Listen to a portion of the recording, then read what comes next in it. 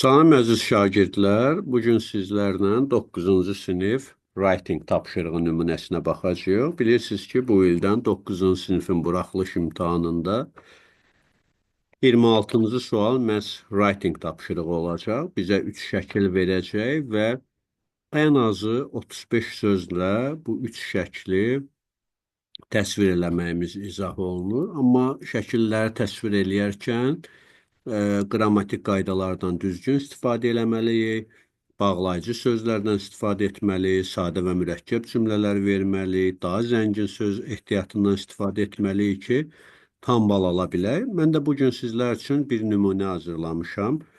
Birinci şəkildə 3 uşaq görürük. Onlardan ikisi qartopu oynayır, biri isə sürüşür. İkinci şəkildə uşaqlardan birinin buzun qırılması nəticəsində suya yıxıldığını görürük.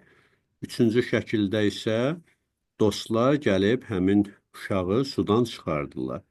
Müəyyən texnikalar, taktikalar öyrədəcəyəm sizə. Birincisi, birinci cümləni adətən bu cür başlamaq olar ki, əgər qarlı bir gündürsə, başlaya bilərsiniz ki, cümləni, mətni belə başlaya bilərsiniz ki, məsələn, It was a snowy day.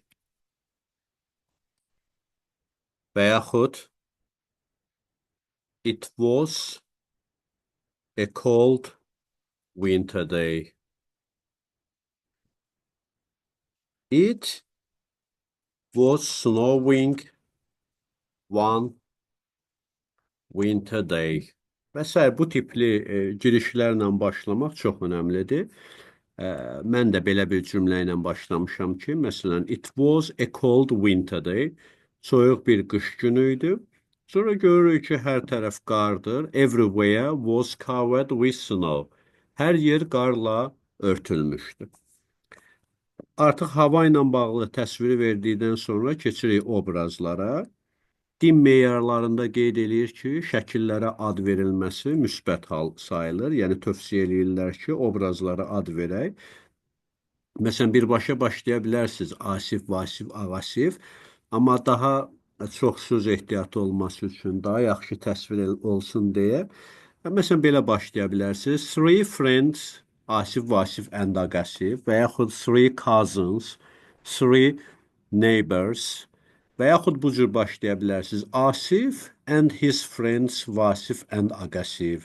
Asif and his brothers Vasif and Ağasif. Asif and his cousins Vasif and Ağasif. Bu cür nümunələrlə başlaya bilərsiniz. Yəni, videonu dayandırıb hər dəfə dediklərimi özünüzdə bir qeyd kimi götürə bilərsiniz. Mən nümunə olaraq belə başlamışam. Three friends, Asif, Vasif and Ağasif decided to walk and play in the snow.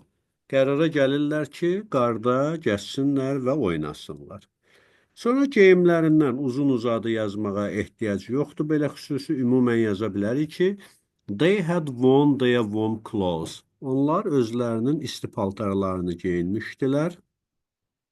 Kifayət eləyir. Və sonra giririk birbaşa proses barədə yazmağa, artıq təsvirdən sonra. At first, birbaşa sürüşməkdən də giriş eləyə bilərdiniz, amma təxəyyülünüzün güclü olduğunu göstərmək üçün yaxşı olar ki, birinci belə bir cümlə verəsiniz. At first, little friends played a lot of snowballs. Əvvəlcə kiçik dostlar çoxlu qartop oynadılar. Fikir verirsinizsə, mən artıq friends sözün əvəzinə, qarşısına burada little sözünü yazdım. Yəni, hər dəfə Asif, Vasif, Ağasif yazmaq uğurlu bir şey deyil. Bu dəfə onları little friends kimi təsvir elədim. Kiçik dostlar qartop oynadılar. Birinci şəkildən görürük ki, hamı xoşbəxtdir. Verə bilərik. They were happy and excited. Onlar çox xoşbəxt və yaxşı mənada həyəcanlı idilər. Sonra keçirik artıq birinci şəkildə dostlardan birinin sürüşmə məsələsinə. At this time, bu vaxt, Ağasif decided to slide on the small frozen lake. Sadəcə frozen lake də yazmaq olar. Mən həmişə şagirdlərimə deyirəm ki, əgər ismin qarşısında onları düzgün formada təsvir edən sifətlər verə bilirsinizsə, o zaman sifətlərdən geniş istifadə etmək lazımdır. Əvvəlcə Ağasif qərara gəlir ki, Balaca donmuş gölün üzərində sürüşsün. He didn't know that it could be dangerous. O bilmirdi ki, bu təhlükəli ola bilər. Çünki biz artıq sonrakı şəkildə buzun qırılmasını görürük. Suddenly, qəflətən, bağlayıcı sözlər çox önəmlidir. The ice started to crack. Buz çatlamağa başlayır. The ice started to break. Buz sınmağa başlayır. And Agasiv fell into the icy water. Və Ağasiv buzlu suya yıxılır. Fikir verirsə, mən artıq into the lake yazmadım. Burada into the icy water işlətdim. Çünki çalışıram ki, eyni sözləri təkrar işlətməyim. Yuxarıda lake vermişdim. Bu dəfə the icy water, buzlu suya yıxılır. Şəkildən görürük ki, o əllərini yuxarı qaldırıb qışqırır, dostlarından kömək istəyir. He screamed to call his friends to help him. O qışqırır dostlarını köməyə çağırmaq üçün. Və yaxud belə verə bilərsiniz. He was scared. O qorxdu. And screamed to call his friends. Qışqırdı ki, dostlarını çağırsın. The other two boys, arxa fonda iki oğlanı görürük, qorxmuş vəziyyətdə, şoka düşmüş vəziyyətdə. Verə bilərik ki, the other two boys were scared. Digər iki oğlan qorxdular and did not know what to do at first. Və birinci nə etmək lazım olduğunu bilmədilər. The, but then they quickly found a long stick. Sonra onlar, biraz aşağı verim ki, şəkillərlə paralel görək.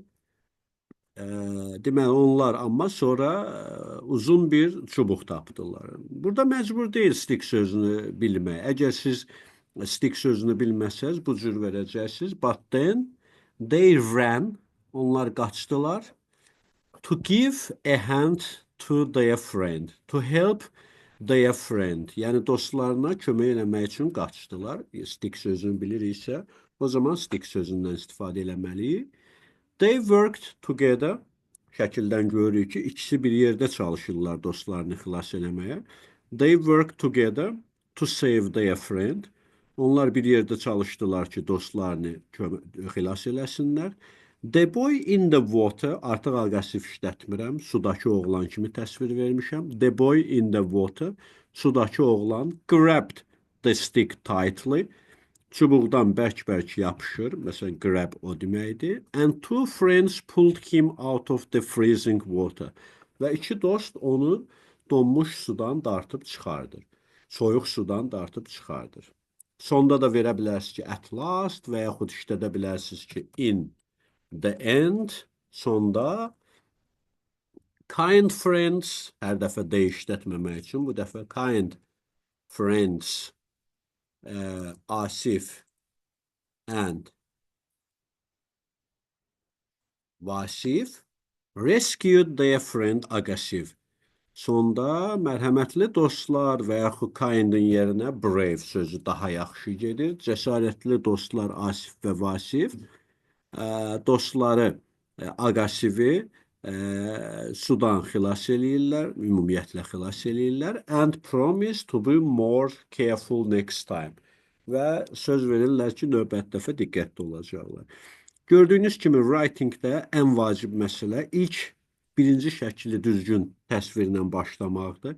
Yəni siz əgər ilk şəkli 3-4 cümlə ilə təsvir eləyə bilsə, sonra ikinci şəkildə proseslərin davamını daha 3-4 cümlə ilə düzgün təsvir eləyə bilsəz, sonuncu şəkillə bağlı sadəcə 2 cümlə vermək kifayət eləyir. Çünki artıq sizin yazı işinizi yoxlayacaq markerdə belə bir təəssürat yaranacaq ki, siz artıq şəkilləri düzgün təsvir edə bilirsiniz.